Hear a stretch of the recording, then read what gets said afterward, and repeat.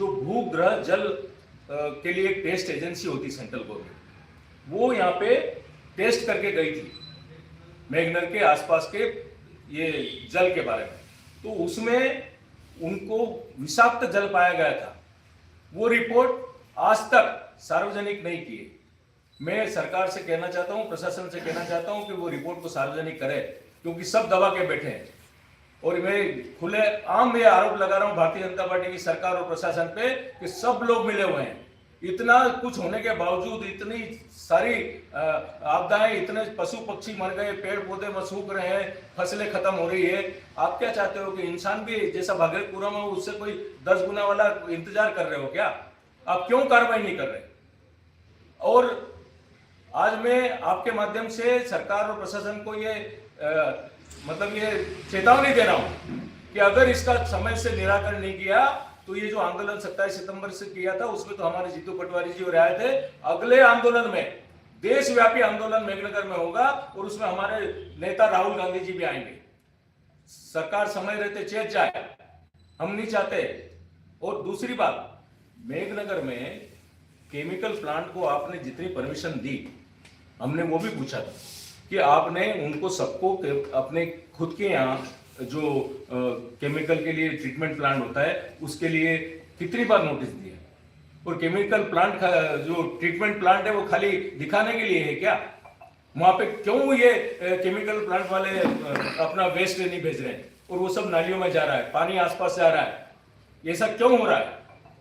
क्योंकि सरकार मिली हुई है, प्रशासन मिला हुआ, लेकिन हम विपक्ष में है, कांग्रेस पार्टी हमारा, और हम पार्टी का भी सवाल नहीं है, हम सब इंसान हैं। हमको ये हमारी नैतिक जिम्मेदारी होती है कि ऐसा हो रहा है। हम सभी, आप मीडिया के साथ ही मैं धन्यवाद देना चाहता हूँ, आप समय समय पे हमेशा इस बात के लिए आवाज उठाते रहे। हम सभी इस बात के लिए प्रतिबद्ध हों कि यहाँ से किसी भी हालत में केमिकल प्लांट जितने भी हैं यहाँ से जाना चाहिए। अभी एक और सूचना मिली है कि यहाँ पे फैक्ट्री जो केमिकल बेस्ड फर्टिलाइजर बनाती है वो दूसरा प्लांट फिर खोल रही है।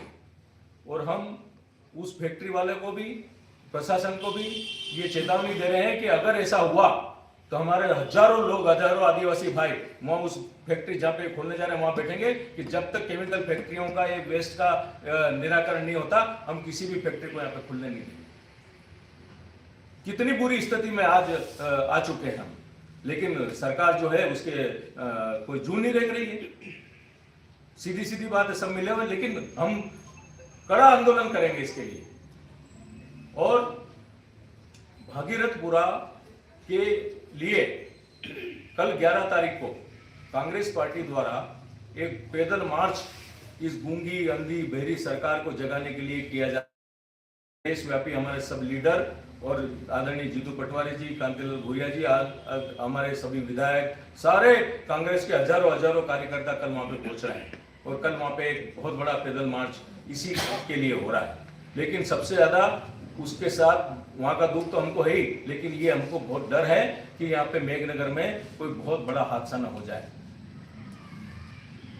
इसके अलावा एक योजना जो महात्मा गांधी के नाम पे संचालित हो रही थी, मनरेगा योजना में पूर्व में 10% जो है प्रदेश सरकार को, 90% केंद्र सरकार को देना होता है। उस योजना का इस तरह से तोड़ मरोड़ कर ये पेश किया जा रहा है, 40% अब सरकार स्टेट गवर्नमेंट को देना पड़ेगा। ऑलरेडी 4 लाख करोड़ के कर्जे में है मध्य प्रदेश सरकार, 4 लाख करोड़ की।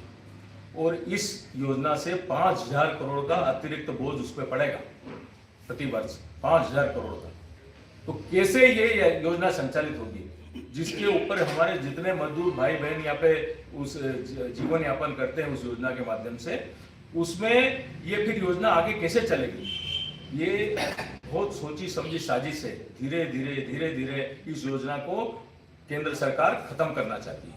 कांग्रेस पार्टी इसका पुरजोर विरोध करती है और आने वाले समय में केंद्र सरकार, हमारी अखिल भारतीय कांग्रेस कमेटी के निर्देशानुसार पूरे जिले में हम चरणबद्ध इस योजना को बंद करने की जो साजिश रची जा रही है उसके खिलाफ हम आंदोलन चलाएंगे। पुनः आप सभी से मैं उम्मीद करता हूं कि ये जो हमारा संवेदनशील मुद्दा है मेघनगर वाला,